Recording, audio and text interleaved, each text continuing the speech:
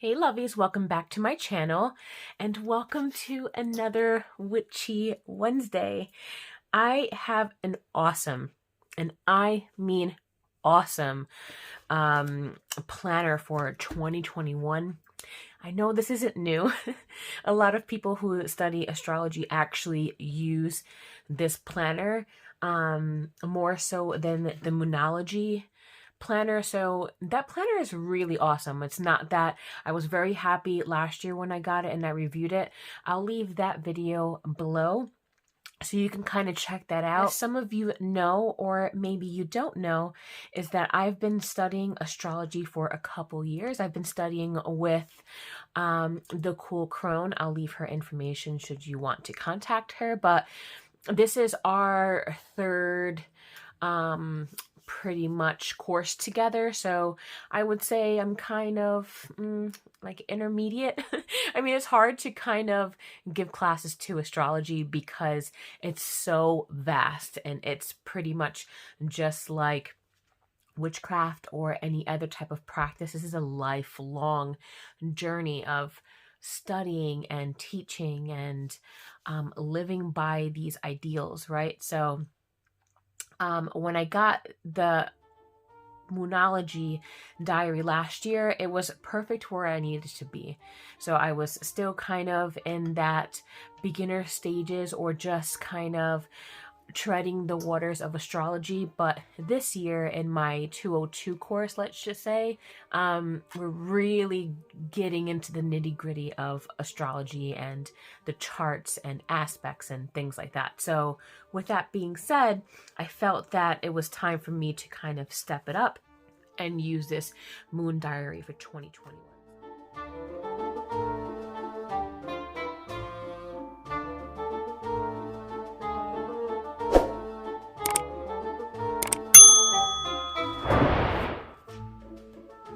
Okay, so this is the Moonology diary that I was talking about in the introduction. So this one's awesome because it gives you, again, I'm going to really briefly go over this because I do have a video on this, and I'm pretty sure the 2021 will be the same. But it goes through the eclipses, the times, what it means, and then you can journal about the questions that are on here. So this is really awesome if you're kind of just getting into astrology and you have a real love for moon energies and working with the cycles and journaling about that and how that makes you feel. This is perfect. But since, like I said, since I'm really going a little bit deeper into my astrological studies, I really looked at this moon diary, saw a couple reviews, and really instantly thought that it was just that time to change. So as kind of content creators do, I've done some research on other reviews because I really just don't want to give this a generic review, right? I want to bring to the table something that you can watch someone else's and you can watch this video and kind of learn a little bit more, dive a little bit deeper.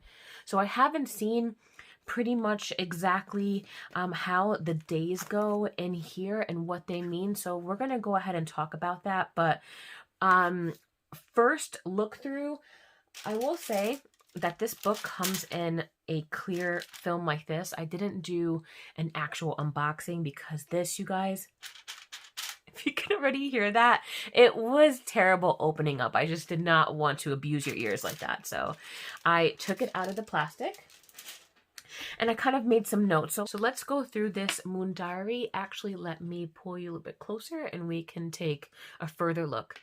Okay, so let's start with the cover.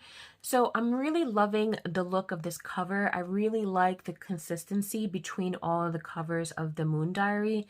They all pretty much look the same, but they have slightly different artwork. So I'm loving this year. I'm loving the path, and with the water, it's just full of emotion and full of like great possibilities. That's kind of what I see when it's kind of going towards the moon. It's lighting the way. It's a beautiful, beautiful cover. It does get some fingerprints I can kind of see from the back, but it has the cycles here. Just really, really beautiful artwork. And I did get the book that's for EST time zone, which is awesome.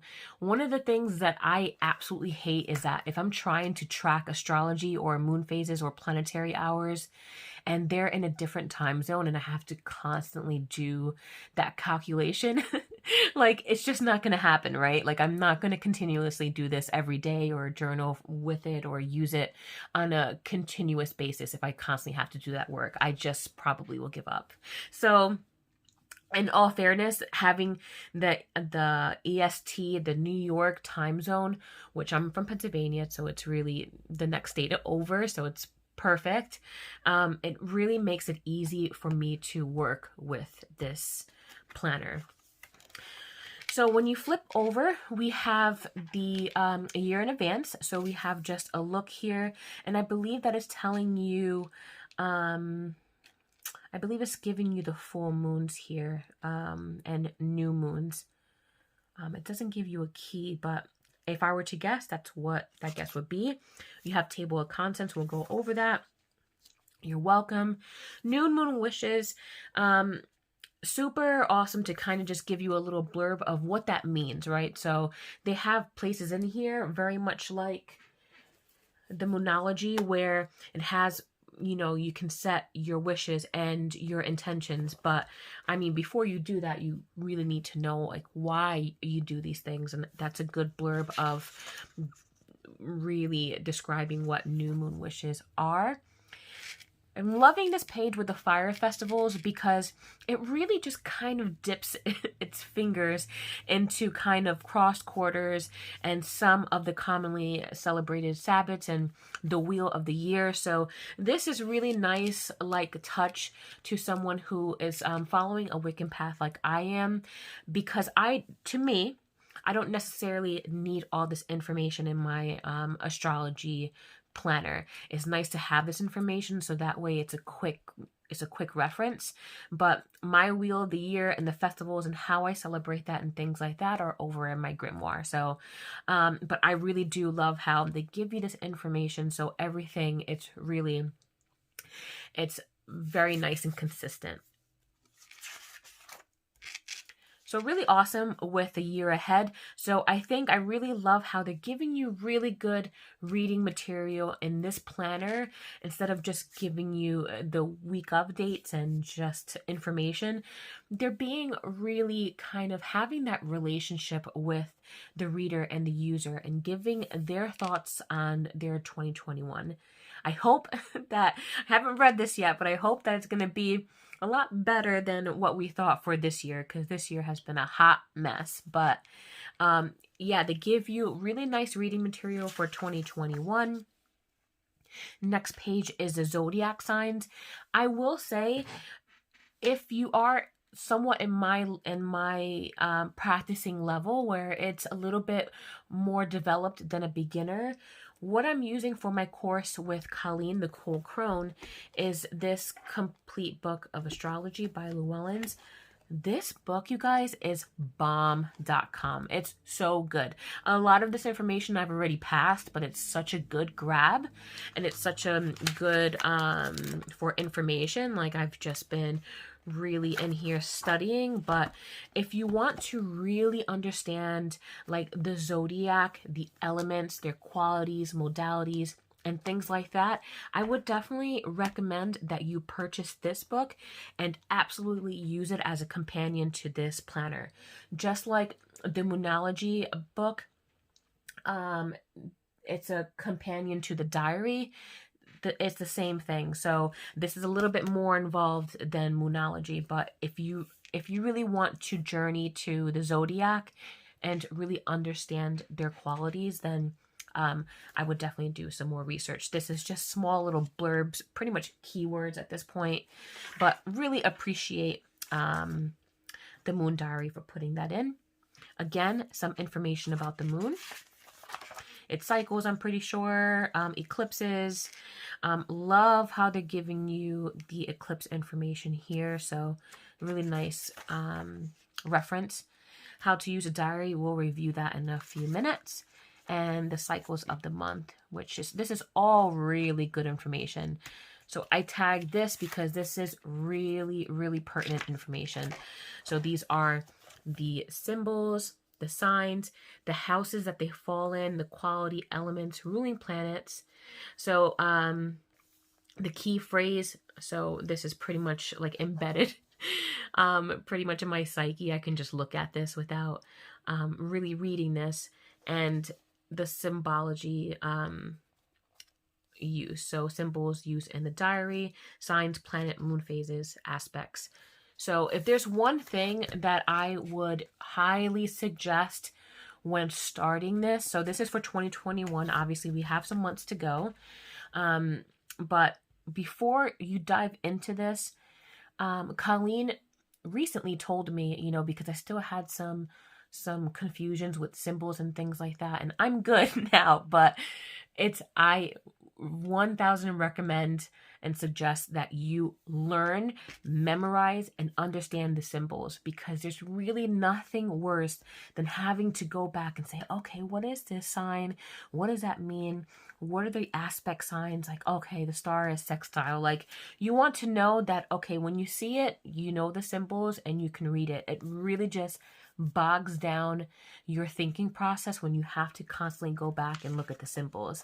Because after this, the diary and the day entries and their information go by symbol. So if you're not very familiar with that, you're going to be lost. Next thing we have is elements.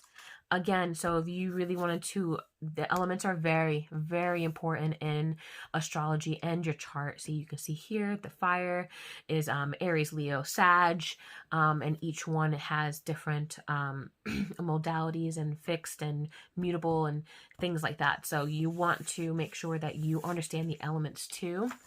So again, this is more for the advanced. If this is something that you're not interested in and you're purely just for moon energy and journaling, I highly suggest the Moonology. But if you are practicing and want to take your practice and your daily work to the next level, this is where it's at. So the night sky, visible planets, meteor showers, all that information, equinoxes. So really, this is a really nice chunk. It's like almost 19 pages of just information and other readings, and that's so awesome. I love it. I love, love, love that they do that, and it's just not straight to the point. It's very personal, it feels, when we are kind of doing the material and applying it to the actual day spread. Another thing that I love that they do that I've seen is have the chart for the solstices, which is so awesome. So you could take a look at this, do your research, and kind of break everything up and see how this relates to you. And you can even layer this on top of your natal chart. That gets crazy. You may need some help to understand that. But see where your natal chart kind of relates to the winter solstice chart. And that will tell you a lot of information. I mean, things that's happened in the past, things that will happen in the future, where your mind, you know, your mindset should be at that point, and how to combat different challenges. So really love that they give you a chart in the beginning. Winter solstice, a little blurb about that. And then they go into the day agenda spread. Really cool. So it gives you sun enters. Again, if sun enters Capricorn, sun in Cap and sun in Leo are completely two different things. So it gives you a little blurb about that. And it's just, that's really, really cool reference on their part to kind of give you this nice artwork there. And then in the beginning of each month, they kind of give you like a dashboard. So the night sky, what are the planets that are visible? These are constellations. This is your cycle at a glance. I mean, you guys, how awesome is this? Like, I'm just so excited to use this, and it's such an awesome tool, and it's so awesome to really use in conjunction with your studying. I mean, it's so, so good. So, and then again, it'll go into your cap. It tells you in your full moons that this is a Cancer. So actually, you know what? I did this tab here, so I kind of want to show you how the weeks are laid out per day, right? So let's do something fun like January. So like for New Year's Day, what can we expect? What does this tell us, right? So let's look at this closer. You can get a better sense of what's happening. So for every day, you're going to have obviously the date, the day. This is a sun symbol. So the sun is rising at 7:20. This is your set at 16:39, and your moon rise and set. You have the phase of the moon, and you have the planet that is corresponding with the moon for that day. And then you have here what your moon aspect is to the planet. So your moon is square Uranus at 226. And it gives you another planet that is sextile. And then it gives you, not on here, but it gives you the moon, and it's void of course. So here, interestingly, you don't have the void of course here for the moon. So I'll explain this because this is the part where I think a lot of reviews kind of fail to go over, and I want to make sure that you guys understand if you are practicing astrology. If you're not, I'm sorry. This may seem a little it may not make sense, but if you're interested, definitely it will. So you just got to keep studying. So basically, let's talk about what VC means. So the void, of course, is basically when the moon hasn't complete its aspects with other planets, right, in its chart. So before it leaves that sign that it's currently in, it hasn't fully done its aspects. So if you want to say lack of better words, the moon is pretty much at an empty type of phase, right? So it's changing without completing its aspects with other planets. So typically this takes place right before it changes in the sign. So when this happens, when a moon is void of course, what this really is going to mean is that you might become a little spacey, you might become very emotional, you might have mood swings. Like this might be a time where you might not get a lot done, right? Because there's no resistance. There's no resistance from the moon to the other planets. So things are really out of focus. So it's really a good time when things are like this, when there's a void of course, especially like, let's just say for New Year's Eve, because you're doing plans or you're hosting a party or whatnot. It might be around 8:45 is a perfect time to kind of give yourself permission to be unfocused, right? Give yourself some downtime, some rest and relaxation. When you have a void of course, it's pretty much telling you like that's a time that you need to rest around that time, because the moon isn't really working with the planet to give you anything. However, if you're like a heavy water sign, then actually someone who is highly emotional, because that emotion is coming down, they're more susceptible to use this time to actually get more things done. So it all depends on your natal chart, who you are, how you work, what's your sun, rising, and moon signs, and figure out like how the void of course can work and benefit you. But for me, since I'm a Taurus and I have any time that's a void of course in the moon, it's really just lockdown time, because I'm highly creative. I'm doing things all the time.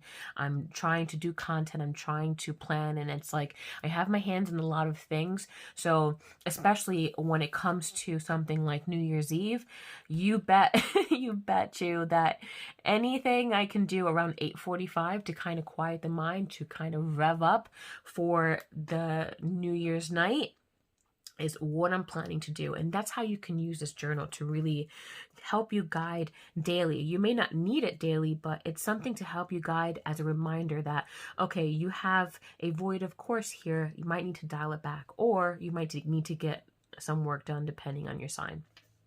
So that's a void of course. That's what that means. So then let's look at New Year's Day, right? So we have the waning gibbous moon, which is really interesting. So the moon energy is all in here for this day, for New Year's, is all about introspection, turning inwards, thinking about your goals and being grateful for them, right? So that's a perfect type of moon phase for the New Year's Day. Let's take it even a step further. So now we see that the moon is in Leo. So there's interesting because you don't have a void of course here. You don't have some time to be introspective. So the moon in Leo, it's really about emotions, right? So you may be unhappy if your affections and your efforts aren't appreciated or returned. So, you know, and emotionally, moon in Leo, it's all about family and home. You might want to be more of the compassionate Leo and spend time with your family and friends instead of wanting to be heard, right? So that tells me a lot. So let's continue and look at the moon and its aspects here. So the journal is telling you for New Year's Day that the moon, it squares Uranus at 2:26. But what does that mean? What does it mean? So let's break it apart, right? And astrology is very much like tarot, where once you start breaking apart different pieces of the puzzle, it gets clearer and clearer, right? So we know that the moon here, the moon is all about strong emotions, attraction, expression, intuition, and it really has a sense of security and stability, right? And we know that Uranus is a pretty challenging planet, right? So it's all about changing the status quo, opportunity, seeking freedom, the unexpected, right?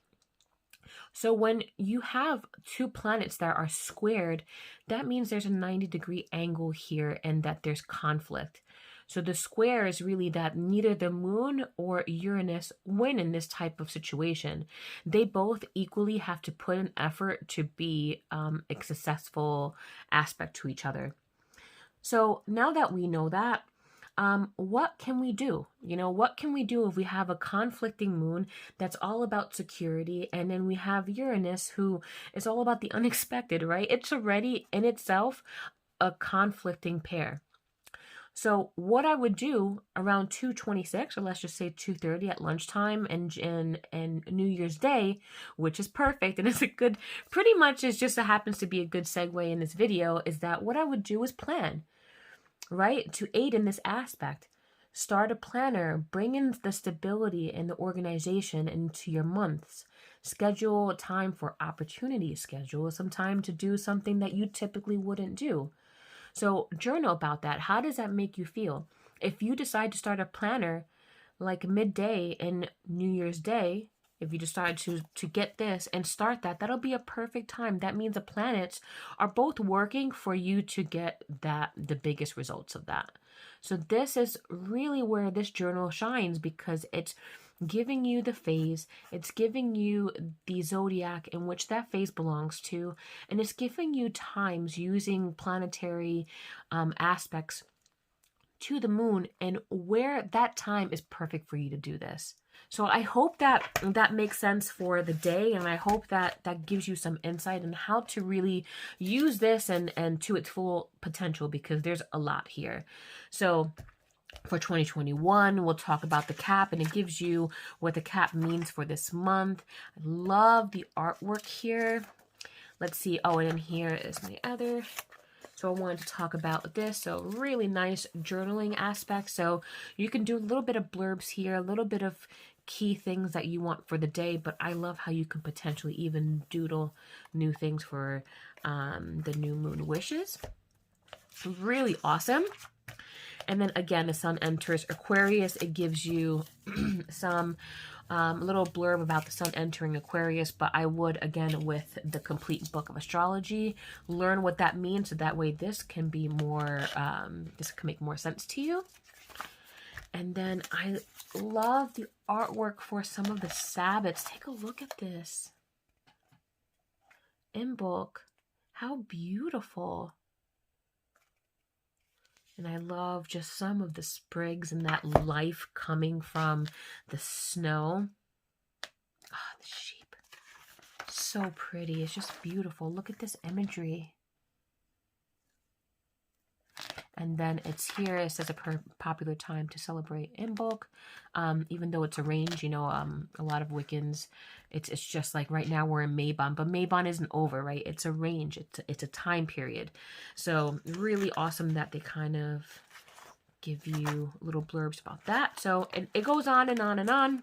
And, you know, a lot of good information here. Spring equinox, another natal chart. Look at this little drawing here. So cute. Really awesome. I mean, I can't really, I'm raving over this.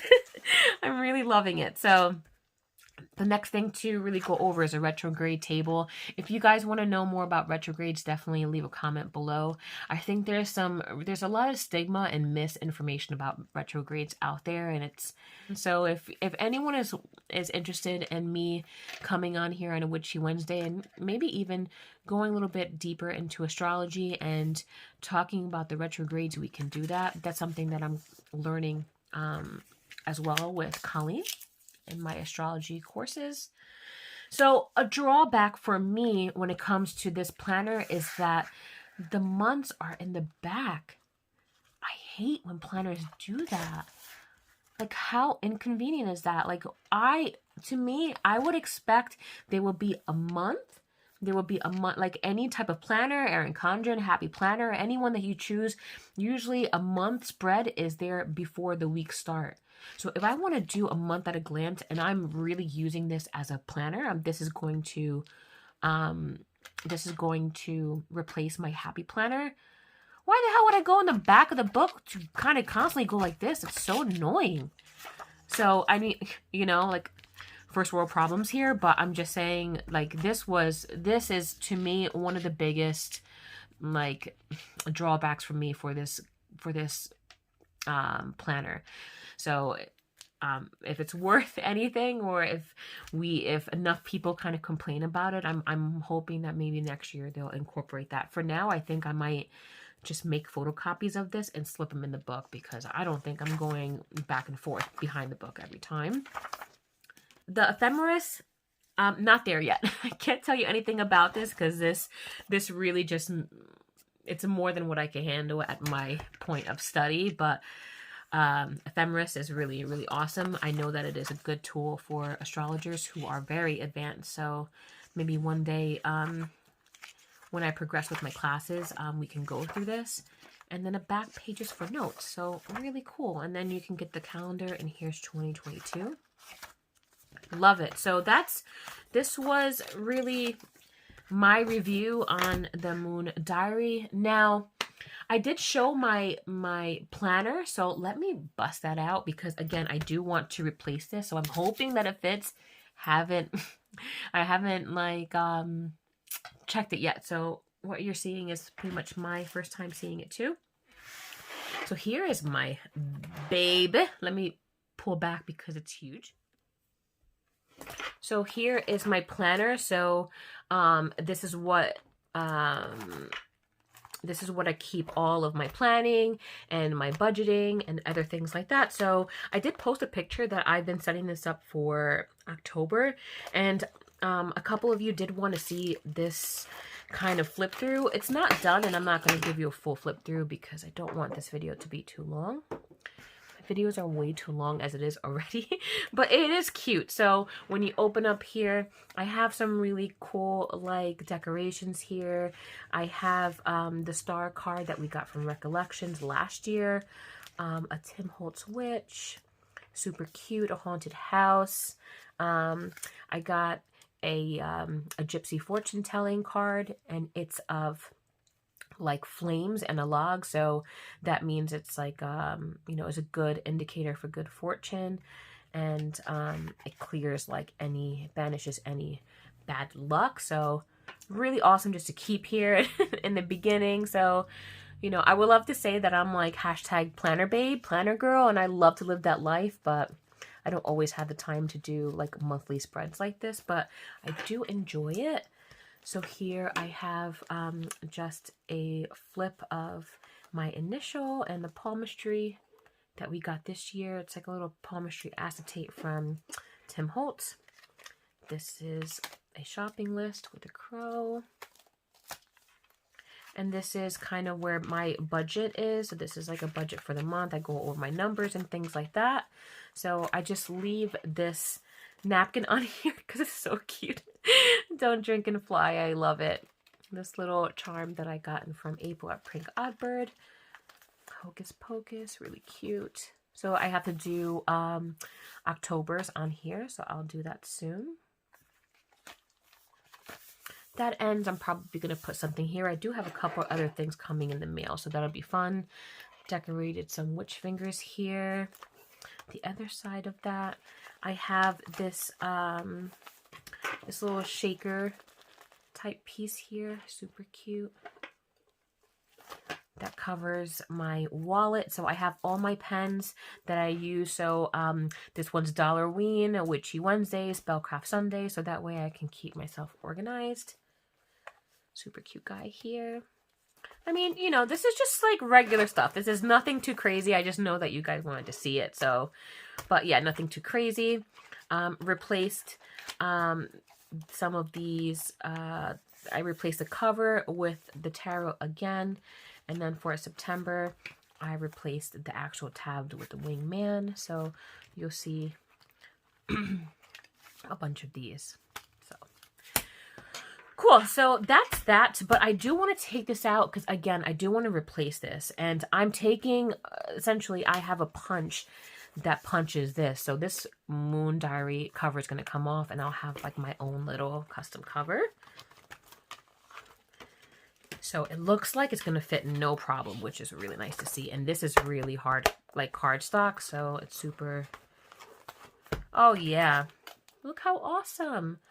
So this planner, I'll leave below the actual planner cover. But this is what we lovingly call in the planner community is a B6 hybrid.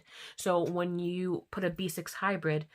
I couldn't get planner piece because I love happy planners and I also love like TNs and travel notebooks and putting them in actual the elastic bands.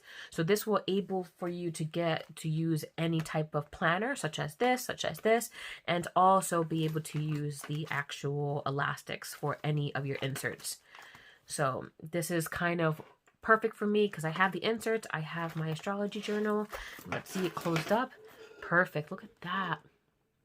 So, yep, this is what we call B6 hybrid. So the size of this is B6. And I knew that this planner will more so fit because this is roughly around a B6 size. So, yeah, so this is my planner. That was my review of the Moon Diary for 2021. So leave a comment below. Let me know if this was helpful for you. If you want to see any more astrology, again, I'm still learning, but I'm very happy to share my learnings with you. Even if you guys want to purchase this book, we can go through it together if you like. So let me know if that's something you would like. And until next time, bye.